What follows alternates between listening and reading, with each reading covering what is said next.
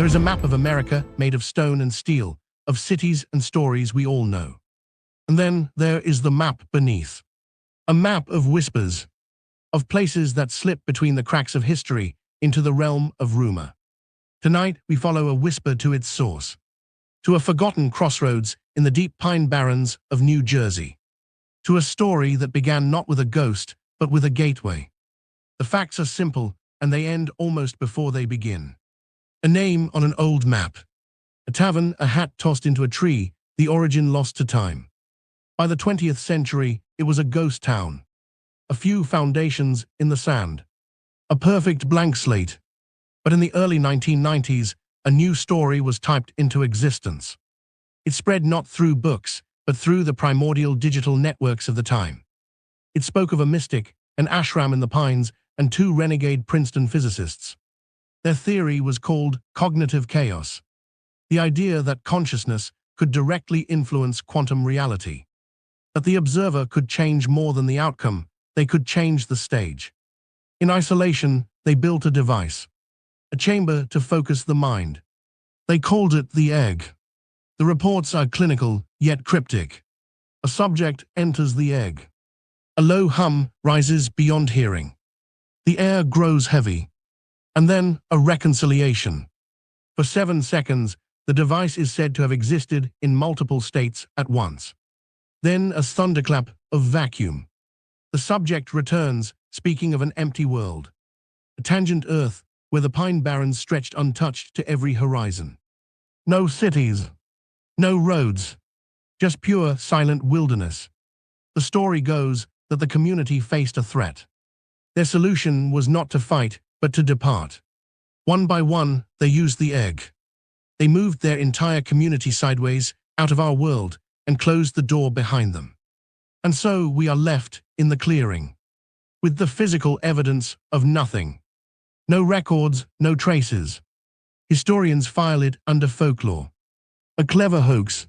An art project. Case closed. But the best stories haunt. They tap into a deeper fear. Not the fear of something in the dark. The fear of the dark itself. The fear of emptiness.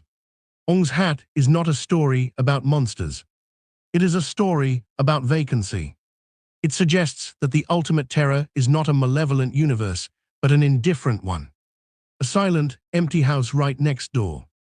And the even more terrifying idea that someone found the key, turned the lock, and decided not to come back. The silence of the Pine Barrens is a living thing. It's not an absence of sound, but a dense, watchful hush that swallows the cries of distant birds and the rustle of the wind through the long-needled pines. It was into this ancient quiet that Leo Vance, a folklorist chasing whispers, drove his aging sedan down a sand road that seemed to dissolve into the undergrowth. His destination was more rumor than place, Ong's Hat. Not the sleepy hamlet on the map, but the other one. The one from the stories. The legend spoke of a gateway, a nexus point, a juncture where the fabric of reality wore thin. The tale, a bizarre cocktail of 1970s occultism, government conspiracy, and cosmic dread, told of a group of renegade scientists and mystics who had discovered a way to step sideways out of our world. Their entry point was supposedly a specific, forgotten patch of the Barrens, marked by a lone, lightning-blasted pine and the lingering psychic residue of their experiments. Leo, a rational man armed with a recorder and a healthy skepticism, found the coordinates in a scanned, water-stained PDF from a defunct conspiracy forum. He parked where the road ended, shouldered his pack, and began to walk. The air grew colder, the light taking on a bruised, twilight hue despite the midday sun. He found the pine just as described, a skeletal giant, its heartwood scorched black in a perfect spiral. This is where the recordings begin. Leo's voice, steady at first, cataloging the flora, the strange lack of animal tracks. Then a note of confusion. The compass is spinning. Not erratically. Smooth, continuous rotation. His breath fogs in the air. He mentions a smell like ozone and burnt cinnamon.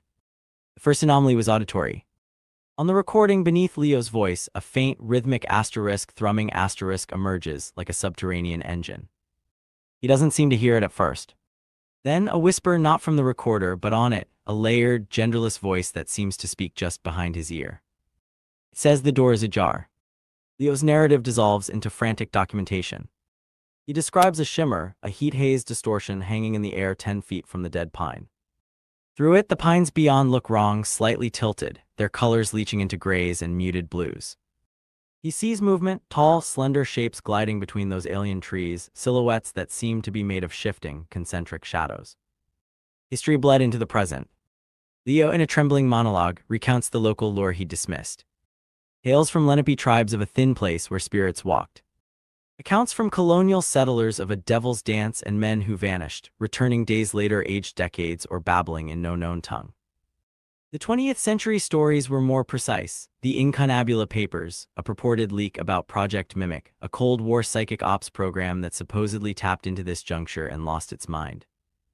The Ong's Hat cult, the Gateway Foundation, weren't just hippies. They were physicists playing with geometries that hurt the human mind to perceive.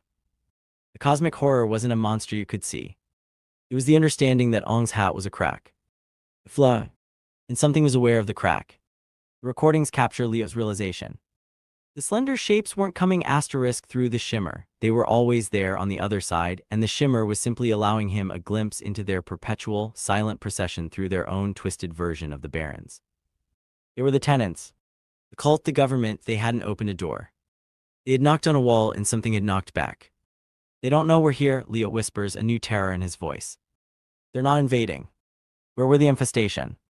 This is their world layered over ours, and this spot, it's where the wallpaper is peeling. Then the sound on the recording changes. The asterisk thrumming crystallizes into a tone, a single piercing note that seems to vibrate Leo's bones. He cries out.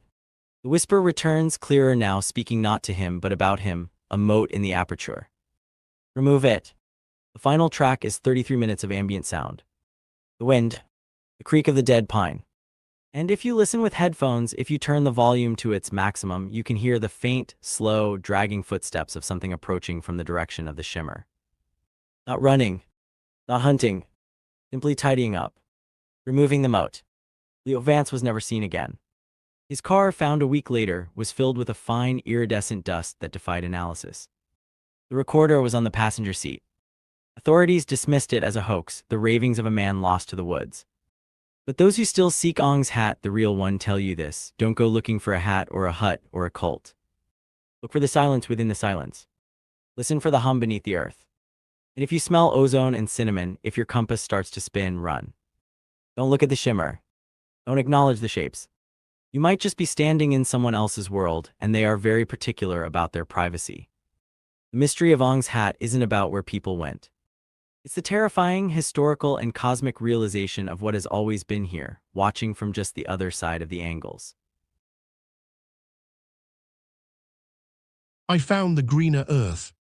Now I don't think I can come back. I've been an ecologist for 15 years. I've walked in old-growth forests and dived pristine reefs, all while carrying a quiet grief in my chest for what we've lost. That grief led me to the Pine Barrens and to the grant from a private foundation studying atypical ecological recovery models. That was the cover. Their real project was in a concrete bunker buried under the sand and scrub pine. They called it the egg. Not a teleporter, a harmonizer. Their theory was that it didn't move matter, but instead tuned the user's vibrational signature to resonate with a near-identical probability strand, a world so close to ours it's almost a twin. A week ago, I volunteered to be the harmonizer. Yesterday, I stepped through. The transition was like walking through a curtain of cold, humming mist. And then I was there, still in the Pine Barrens. But more. The air hit me first. It was like the first deep breath after a thunderstorm, but constant. Crisp, sweet, laden with the scent of pine, loam, and blooming water lilies from a nearby cedar swamp. The light was clearer, sharper, as if a thin film of grime had been wiped from the very sky. The silence I'd grown used to in our barrens was gone. Here it was a symphony. Bird calls I didn't recognize, complex fluting melodies, mixed with the drone of countless insects and the rustle of life in every bush. I spent the first day just breathing. Testing. The water in a stream was so clean I drank it without a second thought. It tasted the way water should taste. The plants were familiar, pitch pine, scrub oak, sphagnum moss, but they were vigorous. Lush in a way I've only seen in controlled reserves. There were no tire tracks, no contrails, no plastic wrappers snagged on branches. On the second day, I found the people. I was following a game trail when I heard laughter. I hid behind a massive, ancient cedar and saw them. A group of about 10 moving through the trees. They were human, unmistakably. But they moved with a fluid, silent grace that spoke of a life spent in these woods. They wore simple, functional clothing made of beautifully tanned hides and woven plant fiber. Their skin was sun-kissed and marked with intricate, natural tattoos that looked like swirling vines, fern patterns, and star maps. They weren't primitive. They were integrated. One man paused, placed his hand on the trunk of a pine, and closed his eyes for a moment, as if listening. A woman pointed to a specific plant, and a younger girl gathered a few leaves with practiced reverence. There was no fear in them, only a profound awareness. They spotted me, not with alarm, but with a calm, open curiosity. The man who had touched the tree walked forward. He held up his empty hands, then made a gesture, fingers spread, moving from his heart outward toward the forest. An introduction, I think. An offering of peace. We didn't share a language, not with words. But we spent the afternoon together. They showed me things. How to find a tuber that tasted like sweet potato and spice. How the pattern of moss on a rock indicated north. They communicated with a combination of gestures, expressive sounds, and those intricate tattoos, which seemed to tell stories on their skin. As dusk fell, a sunset of breathtaking violets and golds you never see back home, they led me to their home. It wasn't a village. It was a seamless integration. Living structures woven into the canopy, almost invisible from the ground. Small, beautiful clearings for gathering. There was no fire that night, the air was warm enough. They shared food, and I shared some of my energy bars. They found the foil fascinating. The oldest among them, a woman with eyes the color of the cedar bark and a crown of white feathers in her hair, studied me all night. Finally, she gestured for me to follow her to a small, clear pond under the moonlight. She pointed at the reflection of the full, brilliant moon, then at me, then at the moon in the sky. Then she made a braking motion with her hands and pointed back in the direction I came from. The message was clear: you are a reflection. You come from the broken place. She then placed her hand over her heart, pointed to the ground beneath us, and opened her arms wide to the forest. Here the heart is whole. That's when the full weight of it hit me. This isn't a lost world. It's our world. The prime version. The one that could have been, maybe should have been, if a different path had been taken centuries ago. There are no sprawling cities, but there is deep, complex knowledge. There is no industrial noise, but there is a rich, communal language with the land. There are fewer humans, but there is no loneliness. The harmonizer tether is still active. I can feel a faint pull in my sternum, a silver thread leading back to the concrete bunker, to my reports, to a world of traffic jams, climate anxiety, and fragmented wilderness. I'm sitting by their gathering space now, writing this on my field tablet. I have to decide soon. The protocol demands I return with data. But what data can I possibly bring back that would matter? A water sample. It would just show perfect, unpolluted H2O. A soil analysis. It would just reveal perfect health. They'd call it inconclusive. They'd want to drill, to map, to extract, to study it into oblivion. I look at these people. They are not naive children of nature. They are its adult children. They are what we could have been. What maybe a very few of us still ache to be. The tether pull is an ache now too. A homesickness. But I'm not sure which direction it's pulling me. If I don't return, they'll seal the bunker. Write me off as a loss. Maybe send someone else who might not see what I see. If I do return, I become the herald of this place. And I know what we do to beautiful things we don't understand. We categorize them. We fence them. We sell tickets to them. The old woman just placed a small, woven crown of evergreen and winterberry on the ground beside me. An invitation, not to stay forever, but to choose.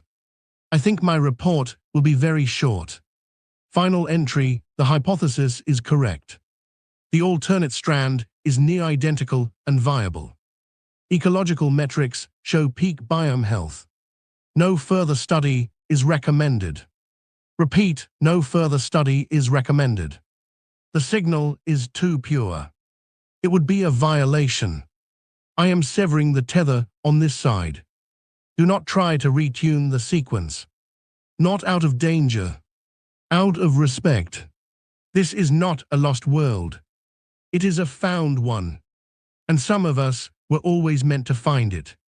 I'm putting the tablet in a sealed pouch. Maybe one day someone will read this. If you do and you understand, look to the quietest parts of your own world. Protect them. Nurture them.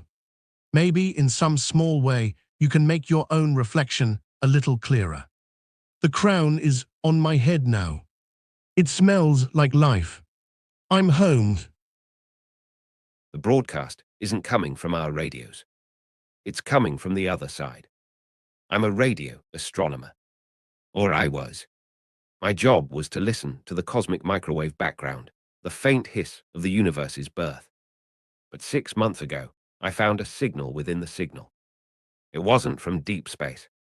It was local, terrestrial. It originated from a single, shifting point in the New Jersey Pine Barrens. The signal was a complex, low-frequency pulse. It wasn't random. It had the precise mathematical signature of a tuning fork, a carrier wave meant to resonate with something. My team dismissed it as military or a glitch. I knew it was neither. The modulation was too elegant, too biological. Using satellite data and old geological surveys, I pinpointed the source to a wooded tract near the historical marker for Ong's Hat. I went there alone. What I found wasn't a tower or a dish. It was a tree. Single, colossal white oak, twice the size of any other in the area. Its bark was twisted into spirals that seemed to pull at your eyes. And at its base, nestled in the roots, was a formation of moss-covered stones that looked accidental, unless you'd mapped the signal's origin point. They formed a perfect resonant chamber. I set up my portable array. The signal was stronger here, clean. And I realized it wasn't just broadcasting. It was receiving. A fainter, echo-like signal was being sent back along the same frequency, from a point in space that my instruments insisted was 0 kilometers away, yet had a quantum signature that was elsewhere. I spent weeks trying to decode it. Last night, during a total blackout storm, I succeeded. The primary signal wasn't data. It was a key, a vibrational key. And the returning signal was the lock turning.